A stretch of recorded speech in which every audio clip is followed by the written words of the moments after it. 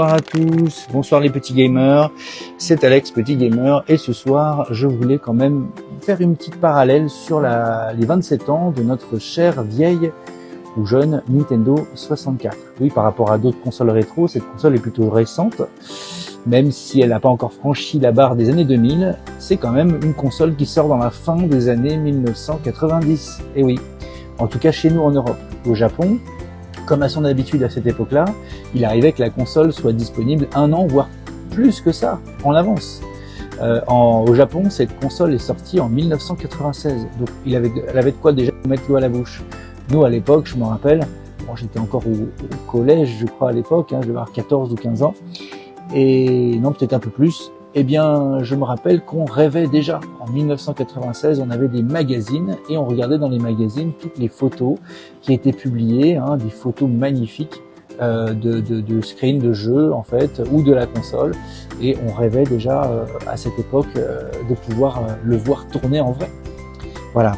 Donc cette console est arrivée tardivement, bien sûr, puisque c'est une console on peut tabler, qui est un peu intergénération, puisque ça va être quasiment c'est pas la seule, mais en tout cas la seule console 64 bits populaire qui a vu le jour. Après on a la Jaguar, on en a quelques autres qui étaient 64 bits à l'époque, mais en tout cas dans les grands constructeurs de l'époque, qui est donc Nintendo, Sony, Sega, et bien dans ces trois constructeurs, seul Nintendo a franchi le pas du 64 bits. Voilà. Donc nous avons eu un peu d'attente effectivement, puisque la Saturn étant sortie dans les années 94-95, à peu près la même date pour la PlayStation, 94-95, ça s'est suivi, et notre notre Nintendo 64, pardon, je fatigue, est sorti en 1996. Et voilà, en tout cas au Japon. Et elle est sortie chez nous en fin d'année, on peut dire, comme en septembre 1997. Donc, comme vous pouvez voir, il y a quand même pas mal de délai entre les deux. Il y a eu plusieurs années, donc les fans de Nintendo ont dû patienter.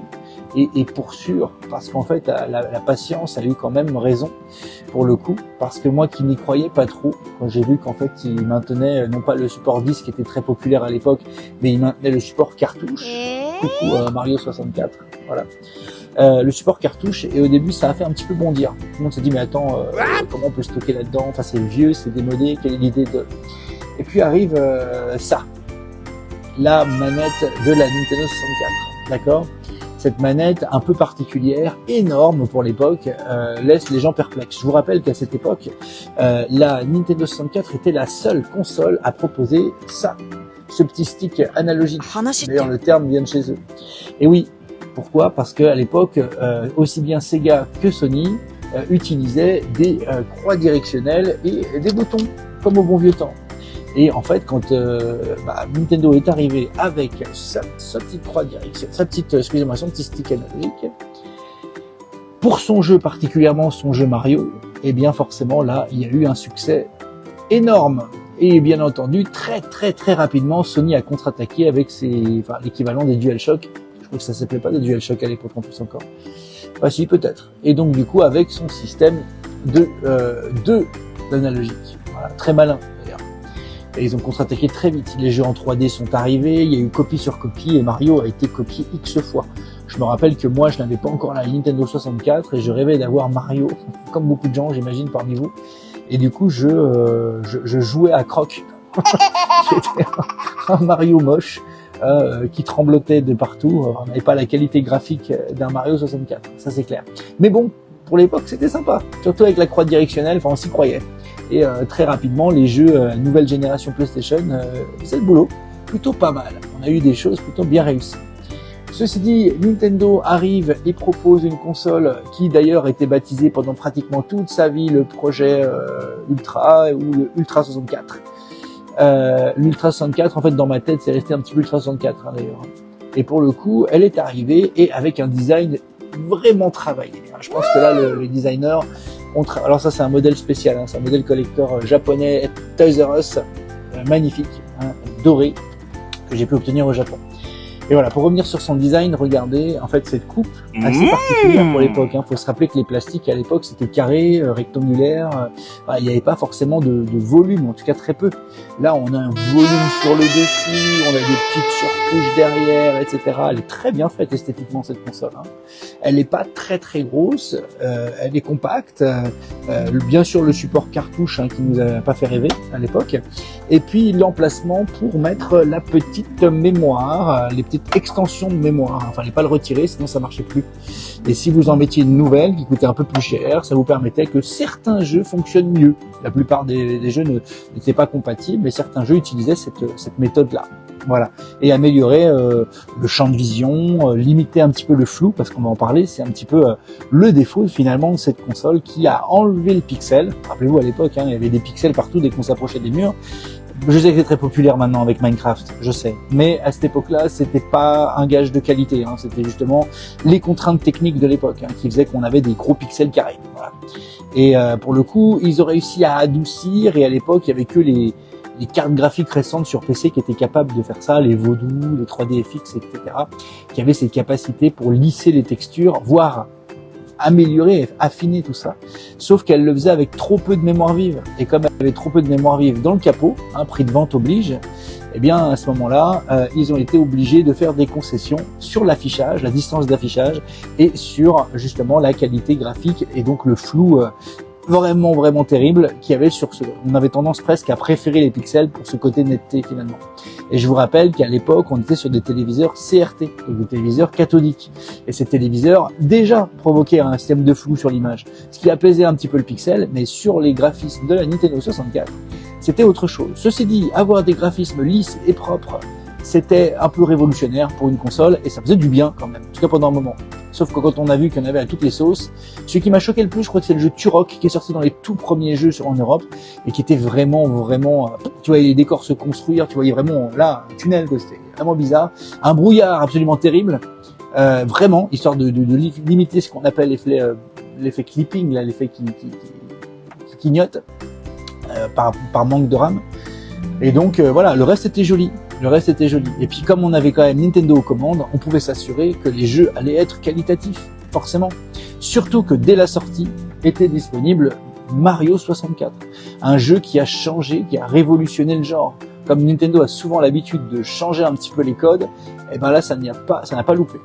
L'incrustation vraiment réelle de la 3D en temps réel, de se balader dans un univers 3D était là. Ça y est, on avait la possibilité de pouvoir se déplacer dans un environnement 3D réel, pas à la Doom, attention, à la troisième personne. Bien sûr, à la manière d'un Tomb Raider qui est arrivé un peu plus tard, en 96. Mais magnifique. Ce jeu de plateforme finalement, faire un jeu de plateforme, pas en 2D mais en 3D, c'était un sacré défi. Et je me rappelle moi déjà sur ces magazines, je voyais ces couleurs, je voyais cet univers, pouvoir rentrer dans le château de Mario, sortir, enfin vraiment incroyable. Je me rappelle que je bavais devant les photos quand il était dans l'eau. Et en fait, les développeurs, les testeurs de l'époque écrivaient qu'ils étaient hallucinés de voir l'effet, jusqu'où ils ont mis les détails.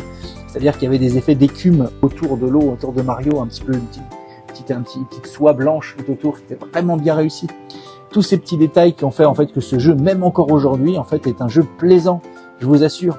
Alors, malheureusement, je suis un peu fatigué ce soir, on jouera peut-être pas ce soir, mais promis, on essaiera de se lancer dans une session avant que je vous lance Mario Sunshine le 14, pour l'anniversaire de la GameCube.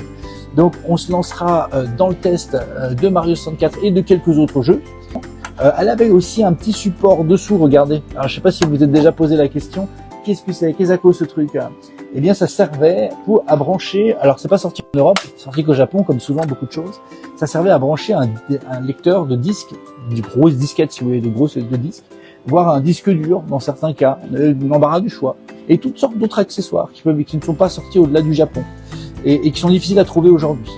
Alors on revient un petit peu sur le format cartouche. Finalement, bien ou pas bien la cartouche? Alors à l'époque, Nintendo était très attaché à la cartouche pour plusieurs raisons. À votre avis, c'est quoi? Allez. Eh oui, ils étaient attachés à la cartouche parce que c'est difficile à copier. Et oui, à l'époque, on copiait facilement des CD, hein, c'était facile de craquer une console, une PlayStation, rappelez-vous, hein, ceux qui gardaient le capot ouvert, qui arrivaient à faire passer toutes les versions, ou alors qui allaient mettre la puce qui permettait de lire n'importe quel jeu gravé, et du coup, une cartouche, c'était quand même plus compliqué. Il n'y avait pas de clé USB à l'époque, hein, il n'y avait pas de système externe, donc on était coincé. Donc c'est vraiment pour la copie, c'est une histoire de finance. Après, Nintendo, c'est leur truc, c'était de dire non, nous c'est pas pour ça, c'est parce que la cartouche c'est un bon format, c'est moins fragile et surtout on a des temps d'accès bien plus rapides. Parce que les temps de chargement qui durent 3 plombes sur les CD, désolé, mais nous on n'a pas envie, on préfère la qualité du jeu en premier et la rapidité que le joueur n'ait pas besoin d'attendre en fait pour pouvoir jouer. Bon, c'est pas mal comme argument, hein. Ils ont presque réussi à nous faire croire ça. Sauf que vraiment l'argument, le réel, c'était vraiment l'histoire d'argent. Bah oui, comme souvent. Donc le fait de ne pas pouvoir copier les jeux facilement. Voilà, tout simplement.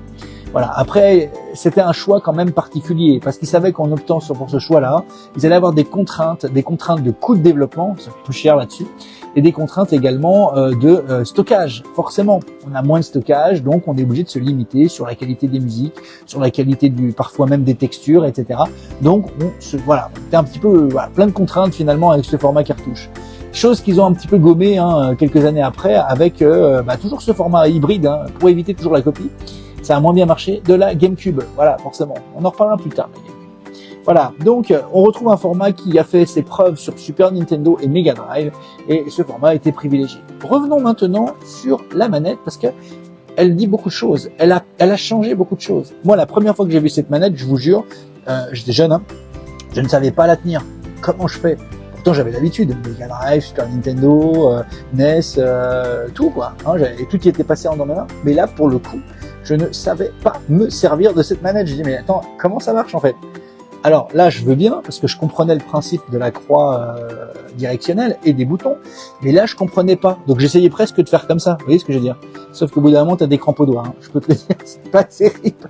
Et j'ai compris après qu'en fait, le gros manche qui est au milieu, il servait simplement à mettre sa main au milieu et transformer, avoir une deuxième manette en fait, tout simplement, qui elle utilisait le stick. Alors ça s'avère à la fin pas forcément pratique parce que l'emplacement central est un petit peu contraignant parce que ça nous limite vraiment à un usage exclusif de l'un ou de l'autre, c'est-à-dire un usage exclusif de la croix directionnelle ou un usage exclusif du stick analogique. Le mélange des deux est plus compliqué. Quand on joue, c'est pas pratique. C'est la raison pour laquelle d'ailleurs Sony, quand il a revu en fait son travail dessus, il a bien épluché les plans de notre ami Nintendo, ils se sont dit là il y a un truc à faire. On a toujours des problèmes dans les jeux 3D avec la caméra et c'était aussi un des reproches qu'on pouvait faire à Mario 64 à l'époque. Voilà. Donc ils se sont dit pourquoi pas faire un deuxième stick qui va gérer elle à 100% l'affichage de la caméra. Et puis ça a fonctionné. Ils se sont lancés en faisant 2 sticks analogiques placés un peu plus bas sur chaque axe, ce qui permettait en fait à la console, avec la nouvelle version, deuxième version de manette sortie, de contre-attaquer clairement sur le gameplay avec la PlayStation. Ce qui nous a d'ailleurs donné une 3e génération de jeux, vous avez connu, les Gran Turismo et compagnie, voilà, qui elle prenait en charge en fait ces fonctions-là. Et puis bien sûr les vibrations sur cette console, sur cette manette, on n'avait pas de vibrations d'origine. On pouvait, ceci dit, avoir des vibrations en rajoutant une vibration, un rumble pack derrière, d'accord, qu'on achetait séparément, bien sûr, vous êtes chez Nintendo, et du coup, on avait les vibrations qui étaient alimentées automatiquement. Bon, pour la mémoire et pour faire des sauvegardes, il fallait l'enlever et puis mettre un autre truc à la place, il fallait choisir. Ceci dit, il y a une partie sauvegarde dans les cartouches, tout de même, pas énorme, mais on peut quand même le faire. Voilà, donc ça, c'était quand même pas mal. La manette, quand même assez sympa, et chose que je n'ai pas dite, qui est vraiment intéressant, c'est, mine de rien, ce petit bouton qui apparaît derrière, qui a été copié après et repris. Vous pouvez regarder les manettes de nos PlayStation 5 aujourd'hui. Vous les avez toujours, les gâchettes. Elles sont toujours là, les amis. Toujours. Et vous avez aussi celle de la Xbox. On va tout les sortir, mais pour vous dire, l'argument est bien là. La gâchette est toujours là. Voilà. Donc, merci Nintendo de nous avoir proposé, pour les jeux de tir, on a bien compris, cette sensation d'avoir vraiment un revolver ou quelque chose, quoi. C'est vraiment super. Et pour les jeux comme Doom 64, c'était génial. Après, ça n'a pas toujours été bien exploité, mais l'idée était excellente quand même d'avoir réussi à nous mettre une gâchette, une sorte, en tout cas, l'ancêtre d'une gâchette derrière. Bravo. Franchement, bravo à Nintendo d'avoir réussi à innover comme ils l'ont fait. Voilà.